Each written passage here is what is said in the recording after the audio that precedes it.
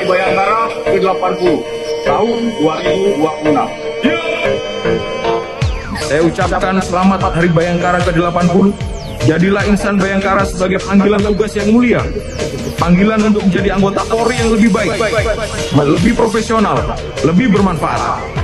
Jadikan setiap tugas sebagai ibadah, jadikan setiap pelayanan sebagai kehormatan, dan jadikan kepercayaan rakyat sebagai alasan utama kita memakai seragam ini. Polri yang kuat adalah Indonesia yang aman. Indonesia yang aman adalah Indonesia yang maju.